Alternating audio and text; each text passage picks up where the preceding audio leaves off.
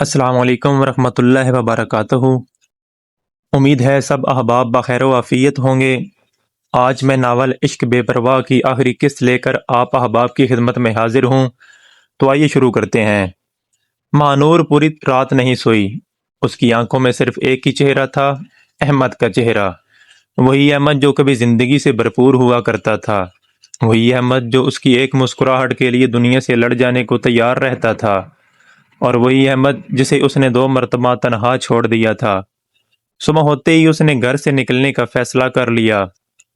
ریاض ملک نے اسے روکنے کی کوشش کی، اگر تم اس گھر سے گئی تو واپس مت آنا۔ مہانور کی آنکھوں میں آنسو آ گئے، مگر اس بار اس نے قدم نہیں روکے۔ ابو، میں پہلے ہی بہت دیر کر چکی ہوں، یہ کہہ کر وہ گھر سے نکل گئی۔ اس کا دل زور زور سے دھڑک رہا تھا۔ اسے نہیں معلوم تھا کہ احمد اسے معاف کرے گا یا نہیں، مگر وہ صرف ایک بار اس کے سامنے کھڑے ہو کر معافی مانگنا چاہتی تھی۔ دوسری طرف احمد کی حالت روز بروز خراب ہوتی جا رہی تھی۔ وہ اب بمشکل بات کرتا تھا، اکثر خاموش رہتا، کبھی دیواروں کو دیکھتا رہتا، کبھی کھڑکی سے باہر خالی نظروں سے آسمان کو گورتا رہتا۔ شگفتہ بیگم کا دل ہر روز ٹوٹتا تھا۔ وہ اپنے بیٹے کو اپنی آنکھوں کے سامنے بکھرتے دیکھ رہی تھیں۔ حسن صاحب بھی اندر سے ختم ہو چکے تھے۔ ایک شام ڈاکٹر گھر آیا، اس نے احمد کا معائنہ کیا، پھر حسن صاحب کو ایک طرف لے جا کر کہا، حسن صاحب، احمد کی ذہنی اور جسمانی حالت بہت کمزور ہو چکی ہے۔ اس کا علاج صرف دواؤں سے ممکن نہیں، اسے زندگی میں جینے کی کوئی وجہ چاہیے۔ حسن صاحب یہ سن کر خاموش ہو گئے، کیونکہ وہ جانتے تھے کہ احمد کے جینے کی وجہ بہت پہلے ہی اس سے چھن چکی ہے۔ اسی دن دوپہر کے وقت گھر کی گھنٹی بجی۔ مریم نے دروازہ کھولا اور سامنے مہانور کھڑی تھی۔ ہائے محبت!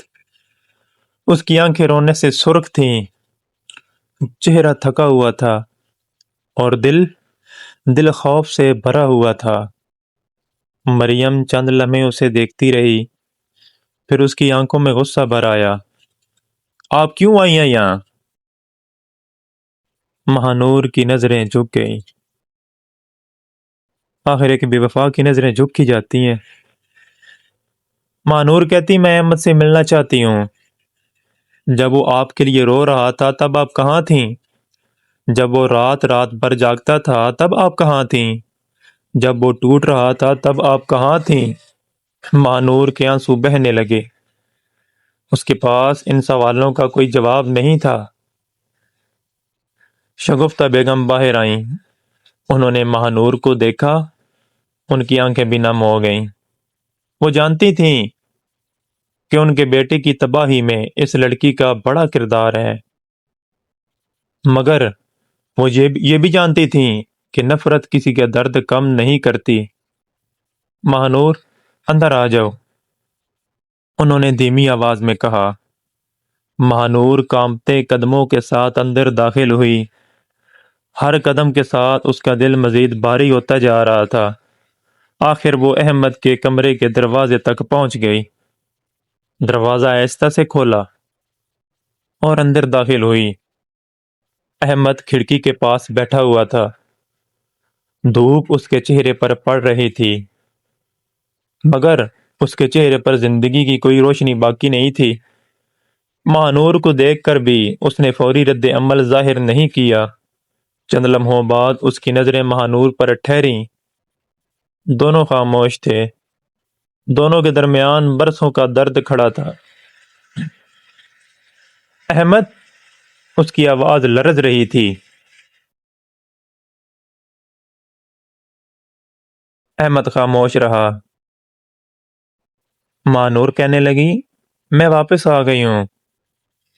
مہانور نے سسکیاں لی۔ مجھے معاف کر دو احمد، میں بہت غلط تھی، میں نے تمہیں بہت تکلیف دی۔ احمد اسے خاموشی سے دیکھتا رہا۔ یار، آپ صرف اس منظر کو نہ محسوس کریں، پورا مزہ لیں اس منظر کا۔ پھر اس کے ہونٹ ہلے۔ تم آ گئی ہو؟ یہ چند الفاظ سن کر مہانور ٹوٹ گئی۔ وہ اس کے قدموں میں بیٹھ گئی۔ میں اب کہیں نہیں جاؤں گی، میں قسم کھاتی ہوں، میں تمہیں چھوڑ کر کبھی نہیں جاؤں گی۔ احمد کے چہرے پر ایک مدھم سی مسکراہٹ آئی۔ شاید کئی مہینوں بعد پہلی بار میں نے بہت انتظار کیا تھا، اس نے آہستہ سے کہا۔ مانور زاروں قطار رونے لگی۔ مجھے معلوم ہے، میں بہت دیر سے آئی ہوں۔ احمد نے کھڑکی سے باہر دیکھا۔ آسمان پر بادل چھا رہے تھے، ہوا آہستہ آہستہ چل رہی تھی۔ کمرے میں عجیب سا سکون پھیل گیا۔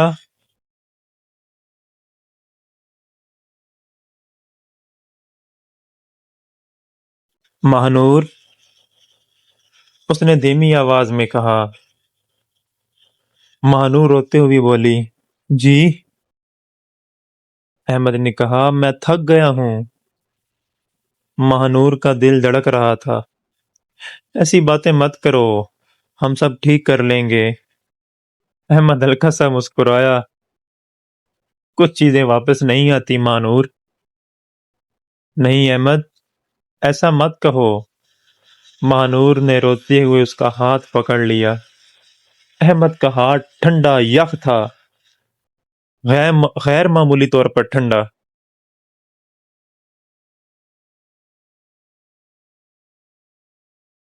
اچانک اس کی سانسیں تیز ہونے لگیں۔ مہانور گھبرا گئی۔ احمد! وہ چیخی۔ مہانور چلائی۔ احمد نے بمشکل اپنی آنکھیں کھولیں۔ اس کی نظریں مہانور کے چہرے پر جم گئیں۔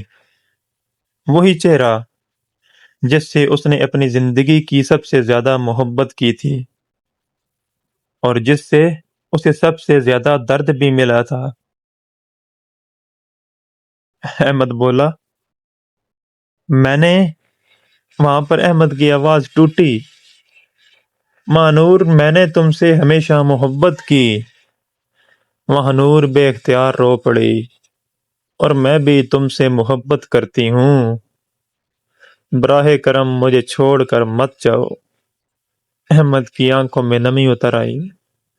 شاید شاید شاید اس نے مشکل سے کہا، اگلی زندگی میں۔ یہ الفاظ ادھورے رہ گئے، اور اس کی گردن ایک طرف ڈھلک گئی۔ اس کی آنکھیں آہستہ آہستہ بند ہو گئیں، اور کمرے میں خاموشی چھا گئی۔ ایک ایسی خاموشی جو ہمیشہ کے لیے تھی۔ احمد! احمد! مہانور چیخ اٹھی، احمد! وہ اس کے کندھے ہلاتی رہی، اسے پکارتی رہی، روتی رہی، مگر اب کوئی جواب آنے والا نہیں تھا۔ شگفتہ بیگم اور حسن صاحب کمرے میں داخل ہوئے۔ منظر دیکھتے ہی شگفتہ بیگم کی چیخ نکل گئی۔ ہائے محبت! وہ اپنے بیٹے سے لپٹ کر رونے لگی۔ مریم زمین پر بیٹھ گئی۔ فہد بھی کچھ دیر بعد پہنچا۔ اس کی آنکھوں سے آنسو بہہ رہے تھے، اور کمرے کے ایک کونے میں مہانور بیٹھی تھی، بال بکھرے ہوئے، آنکھیں سوجی ہوئی، اور دل ہمیشہ کے لیے ٹوٹ چکا تھا۔ کئی دن بعد احمد کو سپرد خاک کر دیا گیا۔ لوگ واپس چلے گئے، تعزیتیں ختم ہوئیں، زندگی ختم ہوئی، محبت ختم ہوئی، مگر کچھ درد ایسے ہوتے ہیں جو کبھی ختم نہیں ہوتے۔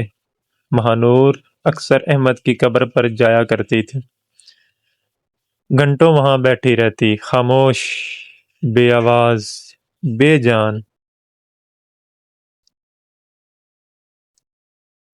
ہم 7 نسلوں تک دکھ چھوڑ جائیں گے۔ ایک دن وہ قبر کے پاس بیٹھی آہستہ سے بولی، احمد، تم جیت گئے، تمہاری محبت سچی تھی اور میں ہار گئی۔ ہوا کا ایک جھونکا آیا، قبر پر پڑے سوکھے پتے ہلکے سے لرزے، اور مہنور کی آنکھوں سے ایک اور آنسو قبر کی مٹی پر گر گیا۔ بعض محبتیں مل کر مکمل نہیں ہوتیں، بعض محبتیں بچھڑ کر امر ہو جاتی ہیں، اور احمد کی محبت بھی ایسی ہی محبت تھی جو زندگی میں نہ مل سکی، مگر موت کے بعد ایک کہانی بن گئی، ایک ایسی کہانی جسے لوگ عشق بے پرواہ کے نام سے یاد کرتے رہے۔